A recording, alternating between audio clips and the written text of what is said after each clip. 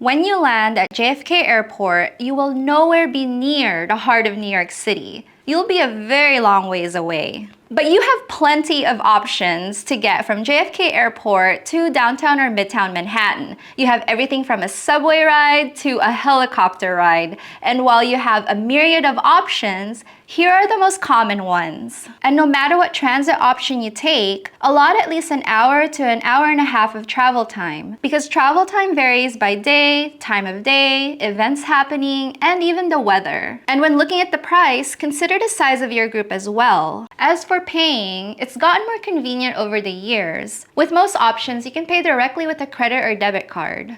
If you're looking for the most convenient option that practically has no learning curve and you don't have to think about it too hard, the yellow taxi would be the option to take. All you need is the address to where you want to go to and some cash and card. That is it. Done. You get door-to-door service without lugging your suitcase on the subway. But of course, there are more affordable options, especially if there's just one or two of you traveling. And that's what we're going to talk about in this video. We're going to cover all these common options. We're going to talk about how to pay for them, how to take them, and I'm going to share a little hack on how to avoid paying full price for the AirTrain. My name is Thea and this is Urban Caffeine, a channel that gives you transit superpowers.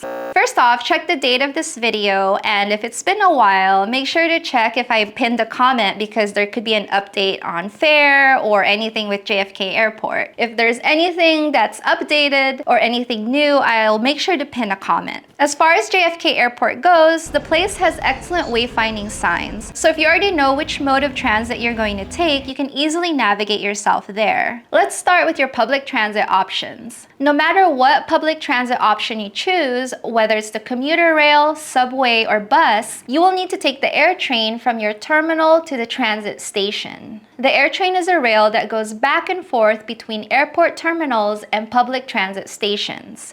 It's free as long as you exit from any of these stations. It's when you exit at the two end stations that you will have to pay $8.25. And as it happens, the subway and the commuter rail are located here. But the buses are at this station. And the bus can take you to a subway station and the transfer is free. So if you go this route, you don't have to pay for the AirTrain, making this the cheapest option. To pay for the AirTrain, you can pay directly with your debit card or phone or smartwatch, as long as all these have the tap and pay feature. And this is what it looks like. And you can use the same card for up to 4 people. What's great about paying directly with a credit card or smartphone or smartwatch is that you don't have to get in line at a MetroCard machine to buy a MetroCard. If you do not have a credit card or smartphone, you can buy a MetroCard and load it with money. But note that the MetroCard itself will cost an extra $1. However, one MetroCard can be shared with up to 4 people. There are a lot of nuances and a lot of information to know regarding the MetroCard, and I covered absolutely everything. I covered everything from how to buy it, where to buy it, how to use it, and all the caveats. So make sure you check out this video if you plan to use the MetroCard. But going back to the AirTrain, here's a little hack on how to avoid paying full price.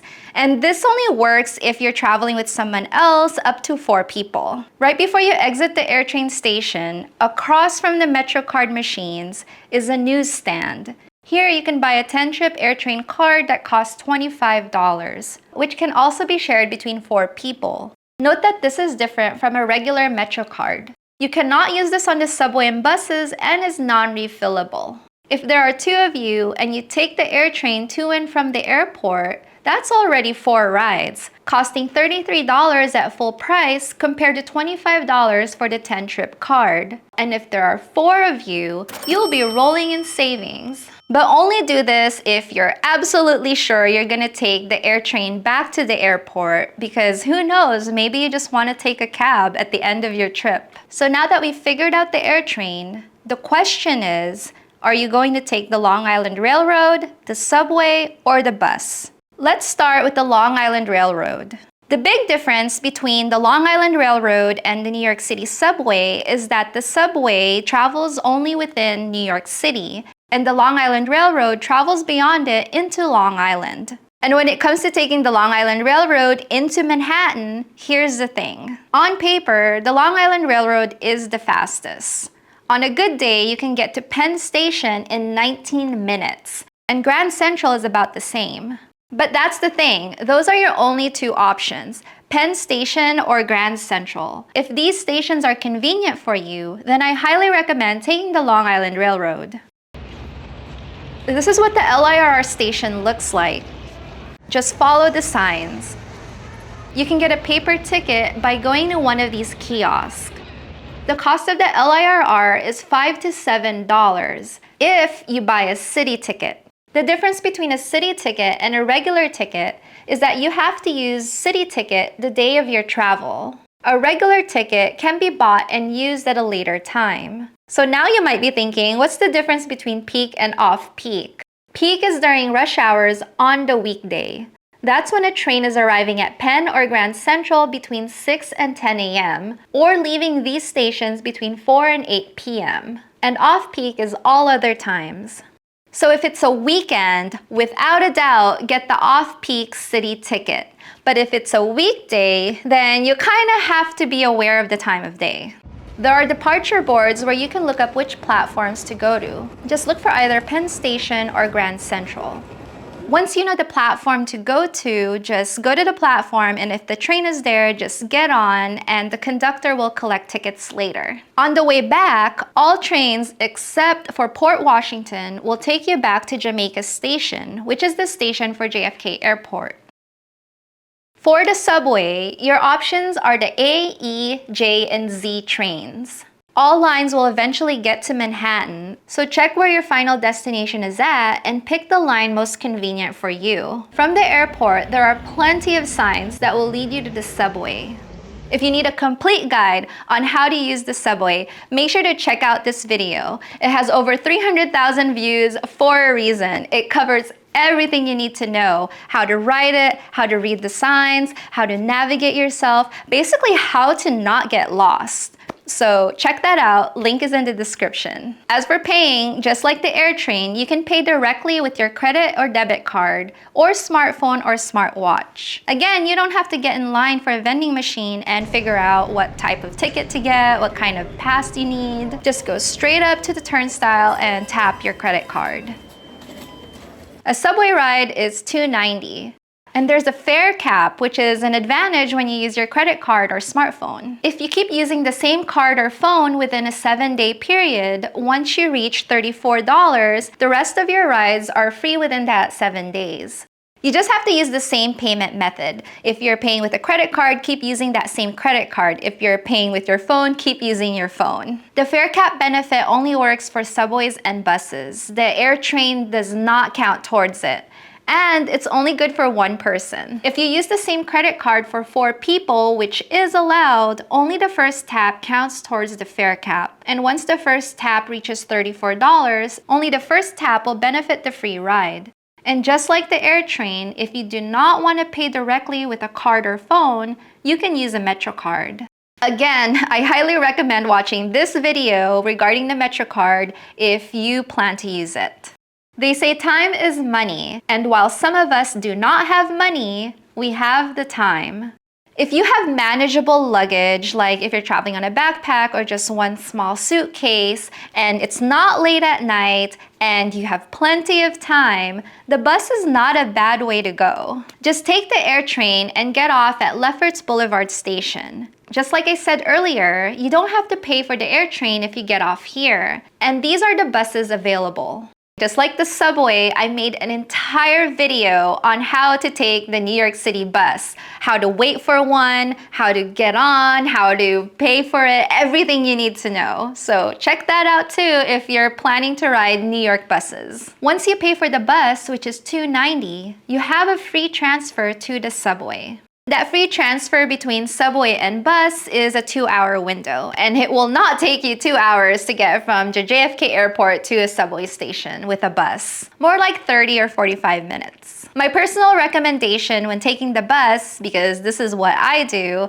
is to take the Q10 to the E subway station and then take the E to Manhattan. I like taking the Q10 bus to the E because the station where the E is at is the last stop on the Q10. And so you're not in danger of missing that stop. And when in doubt, just wait till they try to kick you off the bus. And the E is a faster train getting into Manhattan because it has less stops compared to the A. To pay, you can pay directly with a card or phone just like the subway. And the fare capping I mentioned earlier for the subway also includes buses. It's buses and subways combined. You can also pay with a Metro card. But here's the caveat with the Metro card. There are no Metro card machines at this station. You have to go to this station, use the Metro card machine to get a Metro card, then go back. If you do this, don't worry, you will not be charged for the AirTrain because the MetroCard machines are right before you exit the AirTrain station. So once you get your MetroCard, just hop on back to the AirTrain. There's a reason why they're phasing out the MetroCard, but soon it'll be replaced by an Omni card. But seriously, if you have a credit card or if you have a smartphone and you can pay with it, it's really a convenient option, especially when you're coming from the airport and you just took a 13-hour flight and you don't really want to think about buying tickets. And this is a good time to introduce you to today's sponsor, the Urban Caffeine Shop. As of recording, the shop just opened, and here you'll find some original artwork by me. I took many weeks and ungodly amount of time looking for quality products, reputable vendors, because I do want to sell merch that lasts for a very long time. And here in this store, you can find merch that's related to public transit, cities, and New York. I plan to add more things in the coming weeks and months, so if you want New York themed products, I encourage you to keep coming back to the store for new items. Check that out at shop.urbancaffeine.com or link in the description.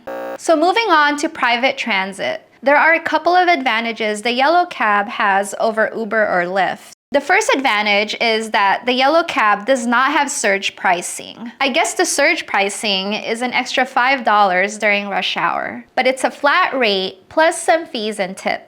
New York has a huge tipping culture and you are expected to tip the taxi driver. Tip is anywhere from 10 to 20% of the fare. To keep calculations easy, $10 on top of the JFK fare is a reasonable amount. And the second advantage is you don't have to download and figure out how to use the app. And this is what bothers me when I go to other countries that do not have Uber or Lyft and they have a different share ride company that's popular. And so I have to download that app, put in all my information. It's just another app that I will only use once that has all my information. A taxi can fit 4 people and there are taxi vans that can fit 5 people. But you also have to consider your luggage. If all 4 of you or all 5 of you have a ton of luggage, you might not be able to fit in one taxi. So it might be worth ordering an Uber or Lyft, which I'll talk about later. At the airport, just follow the signs and trust me, you will not miss the taxi stand. Just tell the driver the address you want to go to and you're good to go. And don't forget, the meter on the cab should not be running. It should say JFK Airport. This is important because if you go by the meter, I wouldn't be surprised if you pay well over $100 from JFK to Manhattan. But if you're not traveling into Manhattan and you're just traveling to Brooklyn or Queens, then the meter will be running. There's no flat rate to Brooklyn or Queens. And the last common option is using a share ride, like Uber or Lyft. What I find interesting is most of the time, taking an Uber to the airport is cheaper than taking an Uber from the airport at the same time of day. And like I said earlier, the advantage of taking an Uber over a taxi is you can fit more people. You can call a larger car that will accommodate up to 6 people and your luggage. If you think about it, if there's 4 or 5 of you and you all have 2 large luggages, you might have to end up taking 2 taxi cabs. So if you take 1 large Uber, that might be cheaper than taking 2 taxi cabs. I guess it's always better to travel light. And you do have to use an app. If you do use an Uber or Lyft, just follow the signs. There will be numbered zones at the airport, and the app will tell you which zone to wait for your driver. And I can't believe you've made it this far into this video. If you're still watching, my question to you is, because I'm nosy, Which transit option would you choose and why? Comment down below. And before you click out, make sure you like this video if you found it useful and to subscribe. These are the two things that really do help out this channel so that we can keep moving forward with our mission of teaching people how to get around New York City, how to use public transit, how to not be intimidated by it. So make sure to like and subscribe. With that, thank you so much for watching, and until the next video, happy New Yorking.